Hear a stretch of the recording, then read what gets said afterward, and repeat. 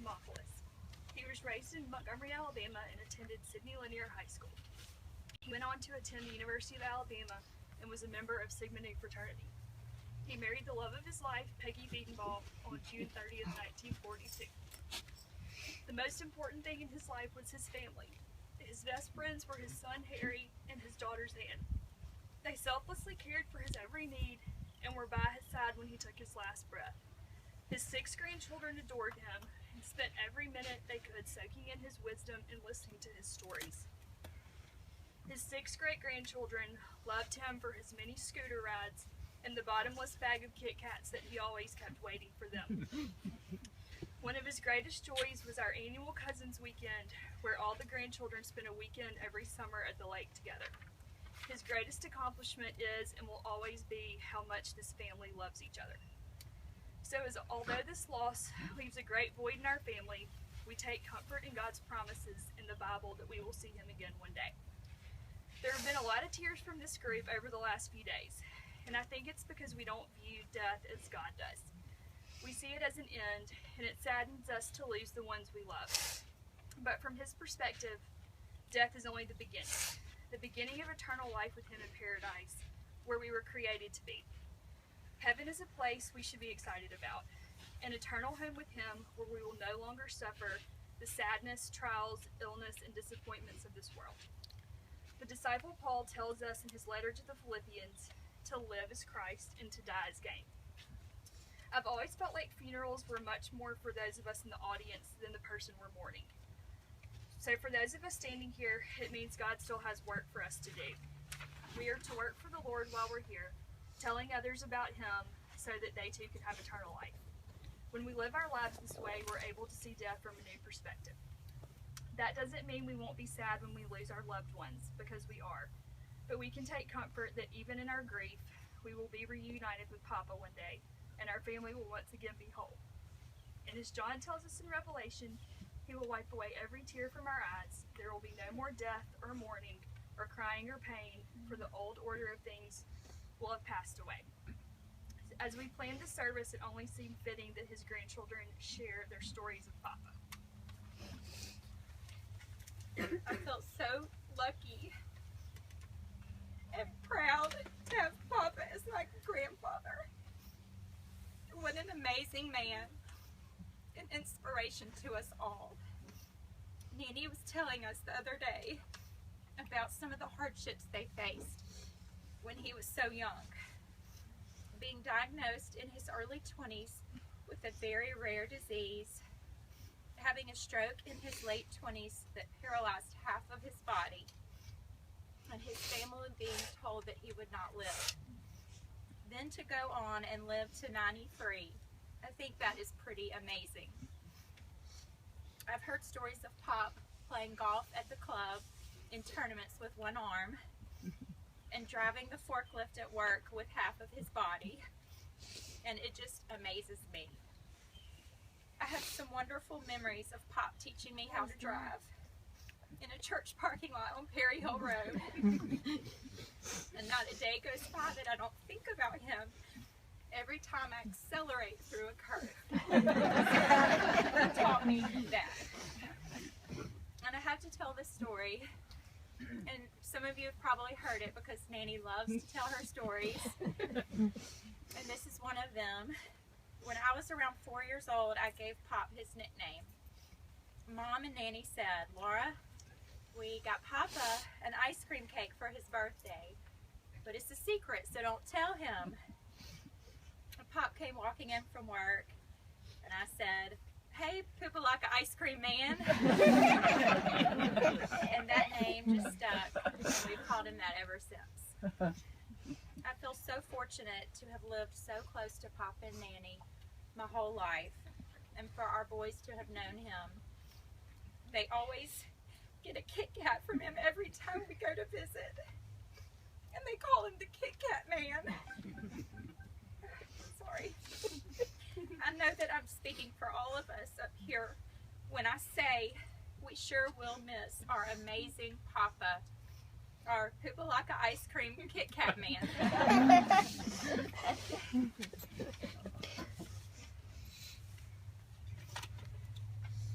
Last year on Father's Day, some of us were over at Nanny and Papa's, and somebody asked Nanny how she and Papa met. For those of you that may not have heard the story, they met by chance outside of a drugstore in Talladega, Alabama in August of 1941. Papa began writing love letters to her, and the rest is history. Nanny saved her letters from Papa and showed them to us that day. This began a journey of going through each letter and compiling a book that we gave to Nanny and Papa for Christmas just over a month ago.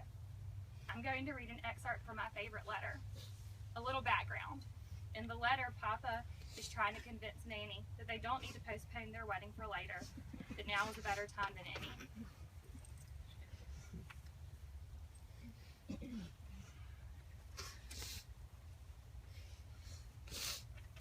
He says, I just want you to be sure that you know what you are doing and that you love me enough to live with me the rest of your life, or at least the rest of mine.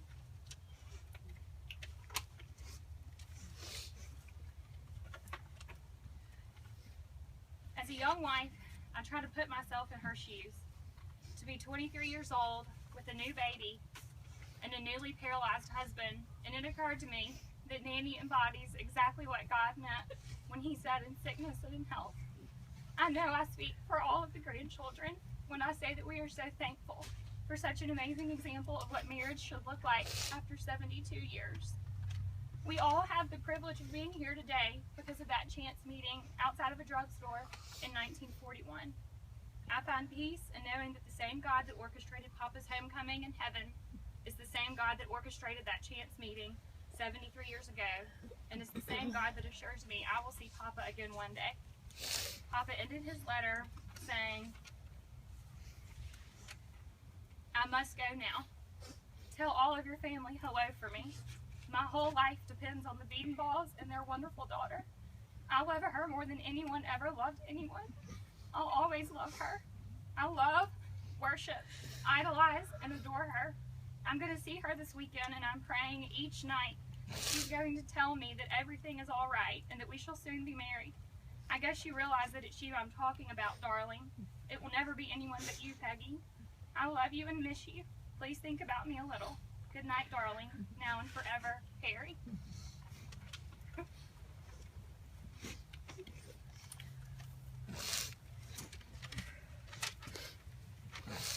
Never forget the first time I met Papa. Rebecca and I had been dating for a few months, and she would ask me one Sunday if we would go to dinner at her grandparents' house. I was a little reluctant at first. It was a big step. I told her, a lot of football on Sunday. But Rebecca, being persistent as she always said, they'll have a TV over there with games on. So I thought to myself, I'm going to walk in and they're going to have a dial-up TV with 5 channels. So I get there and walk in to see this 60-plus inch flat-screen TV that was way bigger than mine. With surround sound and the ball game's already on. Immediately realized I was dealing with not just an observer, but a real football fan. Rebecca proceeded to introduce me to Papa, and she added that I was an Alabama fan, which she replied that she wasn't good enough for me. Immediately knew that I was going to like Papa. I'll always remember the warm greeting that I received from Papa and the family, and know that Papa will be in heaven waiting to welcome me again one day.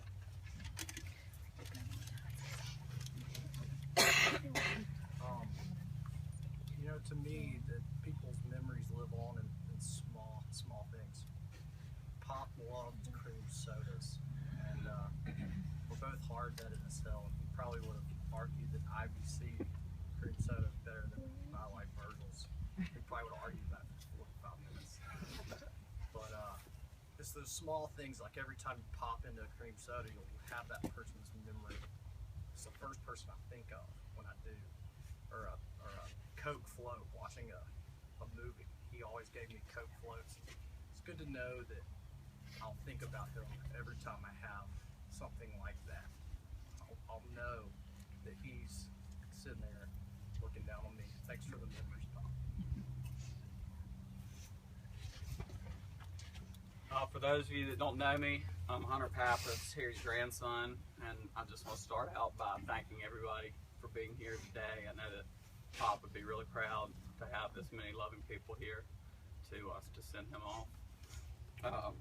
Please feel free to stop by my parents' house on Fitzgerald Road after the service is over. I'd like to see everyone, spend a little time with you if you're able to. For those of you that don't know, eulogy is Greek for a good speech. I have the Greek part down, but the rest of this, I'm not so sure. Y'all bear with me.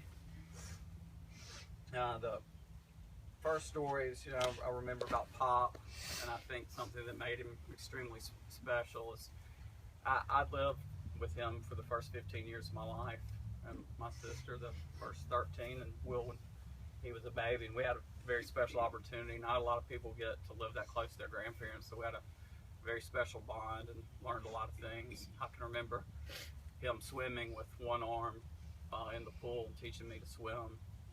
You think about that, how many people can swim with one arm and one leg? It's just amazing. I remember walking out of Baskin-Robbins ice cream one day, and maybe I learned some of this from Nanny, but he wouldn't let me carry my own ice cream into the car. He wanted to do it himself. And having one arm, that wasn't the easiest thing to do, and so he dropped it, and I called him a SH, 2 other words, idiot. First of many cuss words that I've said in my life. Probably learned that from Nan. But, as I was driving down the other day, I was thinking about what Pop stood for, and I think that the main word that came to my mind was a legacy.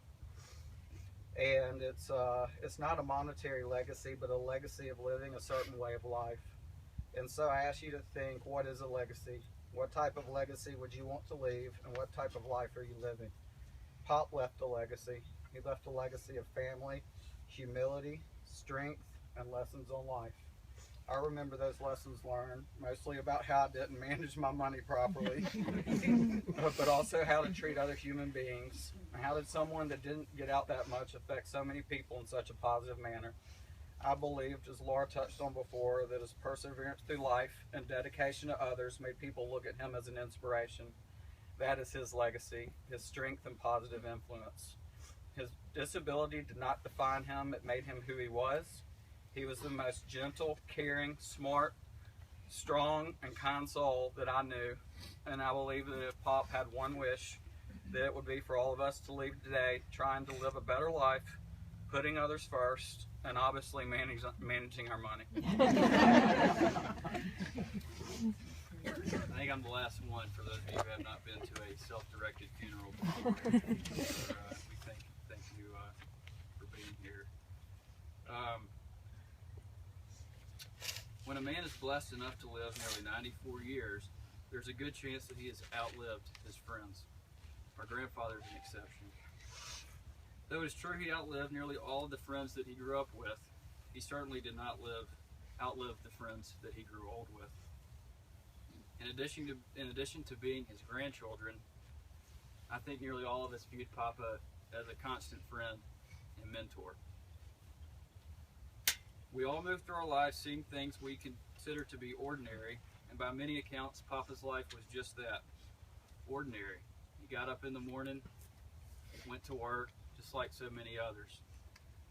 But when we really take a step and look back, we were given a chance to witness something truly extraordinary. Like others of his generation, Papa rarely asked for help. It wasn't his way. And while he never wanted a handout, he was very quick to offer his advice. Sometimes his words may not have been what we wanted to hear, but just think of all the wisdom that he harnessed. A man who lived nearly 94 years has personally witnessed nearly 40% of the entire history of this country unfold before him. I would say that's a pretty good perspective to look back on. I have no way to calculate the number of people who have been married for over 72 years. I don't think there's very many. Papa certainly wasn't the loudest about doling out relationship advice. Instead, he quietly set an example of what a husband should be, although I will say at times he was overly critical of Nanny's cooking. When it came to being a father, I don't think you have to look at Aunt Zan and my father very closely to see how much they loved and respected their father. God commands us to honor our father and mother. I've never been prouder of my dad and Aunt Zan than I have in the last few weeks. They honored Papa and provided him with dignity in exactly the way that God commands us to. There's no doubt when the big man upstairs was assessing Pop's life on earth, when it came to being a father, he said, "Job well done." Pop faced challenges every day, the sort of which few of us will ever understand. With the help of Nanny and all those who loved him, he overcame these challenges in a way that should serve as an inspiration to all of us. Though his true Papa's name will not be in any history books, will not be carved in any marble beyond what we see today, don't let it fool you. He has laid the foundation for a legacy that will live far longer than any of us can imagine if we so choose to follow his example. Please bow your heads.